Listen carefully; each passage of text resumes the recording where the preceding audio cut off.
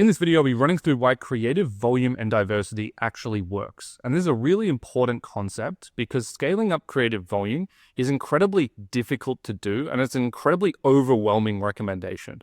I can come to any single business owner and say, hey, I can improve your Facebook ad account tomorrow. Here's what we do. You're currently launching 5 ads a month. Let's just launch 50. And I guarantee that for 99% of cases, that will absolutely improve the performance of the account. There's no doubt about it. But going from launching 5 ads to 50 is an insane step change, particularly for most business owners that aren't used to that kind of volume. Now, when you're doing 50 assets per month, you're used to it. It actually doesn't seem like that much, particularly if you've been doing it for 6 months straight. But if you've been doing 5 and you're telling someone to go all the way up to 50, it's such a big step change. And let's say we even just go from 5 to 15, still a massive step change for most people that most people aren't willing to do.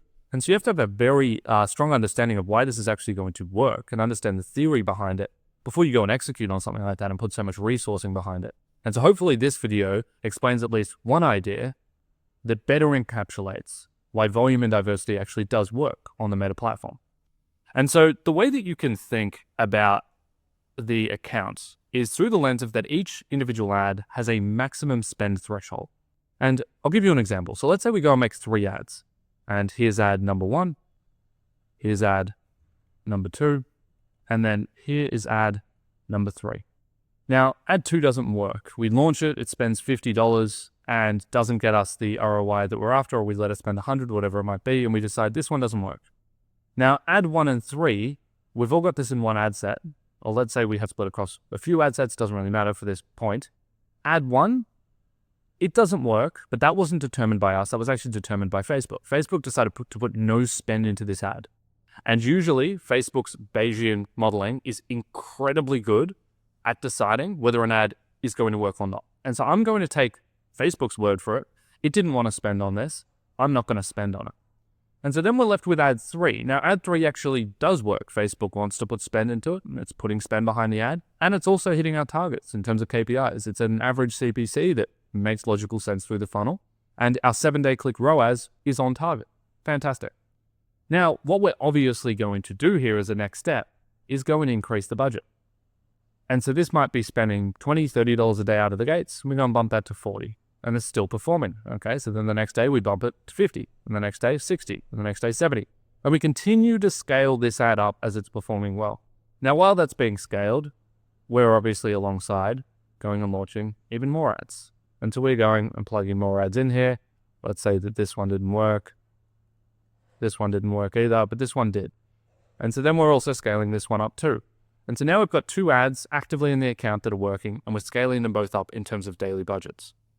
Now we've reached a point where this ad gets to $200 a day per day. And every time we go past $200 a day, it stops performing. The blended attributed ROAS daily goes under our target. The average CPCs inflate, and it's no longer a profitable ad. And so we go up to 220, doesn't work, we have to pull back down. We try to go up to 250, doesn't work, we have to pull back down. But every time we pull back down, we're fine. As long as we're spending $200 a day or anything under, we're in a good position. But if we're spending more than that amount, it just isn't blended profitable.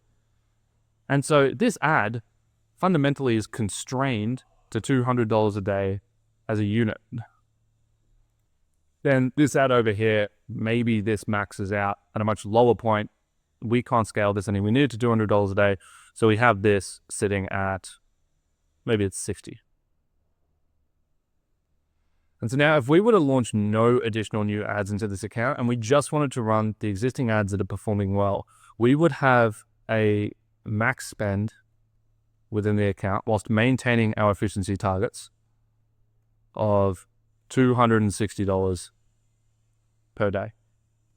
Now, obviously, if we continue going and testing more and more ads, and we find another ad that's performing well, and so let's say ad 8 performs well, and we can get this to $40 a day, and above that, it doesn't perform well, but at $40 a day, it's hitting targets. Well, now we can go and we can add another 40 over here. And so we can get to $300 per day in budget. And this is ultimately how you scale an account, is you're building up a collection of ads that can all sustain a amount of spend per day there is going to be a maximum on how much these ads can spend. And then it's through the addition of all of these ads that you can layer up to your maximum spend limit. Now, there's a few issues immediately with this approach that most people will see immediately, is that 80 to 90% of large accounts that I audit, and by large accounts, I would say that they're spending over $50,000 per month on Meta. Almost always, the account looks something like this.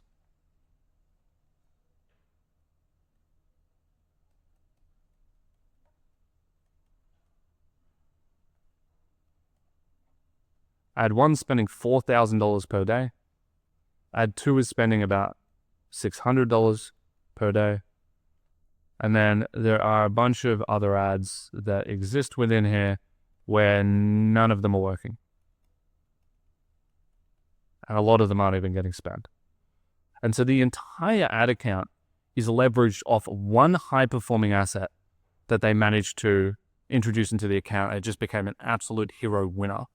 And then a second ad, which is very commonly just a slight variation on the primary ad that can't sustain the same level of spend. And this normally is an ad with 10, 20 million views on it, a ton of social proof. And this is 500,000 views with different social proof, probably slightly different copy. I have seen this probably over 15 to 20 times now. And so that's why I'm calling it out in this video, is this is the most common structure of a 50K per month account. Now, the issue is this is so unbelievably risky, and this is often the reason why I'm auditing the account in the first place, is the business owner knows how risky this situation is because the entire account is leveraged on 2 ads, and the reality of this entire system is that these ads will fatigue eventually and stop working. And so when you look at, and let's come back up here and let's select ad 3 so we can model this out. When you look at ad 3, and we've got time here. And on the x-axis, we have spend per day. When we initially launch it, we launch it down here, and then we see that it's actually a good ad. And so we slowly put more daily budgeter. We come up to a point where we get diminishing returns. We pull it back. We try again. It doesn't work. We pull it back. And we realize, okay, this is probably the maximum spend threshold for this particular ad. We run it for a while, and then over time, it starts to underperform. And so we have to pull the budget, and then we have to pull the budget, and then we have to continue pulling budget out of this asset until eventually it does reach a point where we just need to turn it off. Now, the exact time here in which this ad can run is incredibly difficult to determine. I don't actually think it's possible. I don't think anyone knows how to predict how long an ad is going to be actively spending within the account and what the total spend is. And so the area under this chart right here, which is kind of going into derivatives, if you look at the area under the chart, that is the total spend of the ad. And I think that this is impossible to predict. I don't think you could ever predict, even within these first 2 weeks of the ad being live, how much spend you're going to get through an ad over its entire lifetime. It might be 200,000, it might be 15,000. It's very, very difficult to predict how it's going to continue to scale to new audiences. And so that's why if you're in this position, it should be frightening, because these 2 ads are somewhere here, and they're very close to being in this gradual pull down period to where then they will need to be turned off eventually. And so in this situation, you need to be rapidly launching more creatives all of the time. And you need as much diversity as possible, because you need to pad this out with a 3rd, 4th, 5th, 6th, 7th that's all holding $50 to $100 a day in spend. You want as much breadth as possible in the underlying structure of ads that are getting spent, and not be overcommitted to 1 to 2 individual ads. And I say this because if you're approaching scaling an account from the get-go with volume and diversity, you'll never end up in this position in the first place. The only reason businesses ever end up in this position is because they don't do a lot of volume. And sorry, my mouse is glitching out here.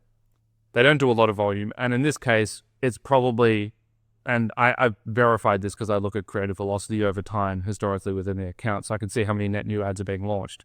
Brands that end up in this position have an incredible product market fit. They've been around for a long time, probably 4 or 5 years, and they're launching between 5 to 10 new ads, and that's on the high side, to be honest, per month.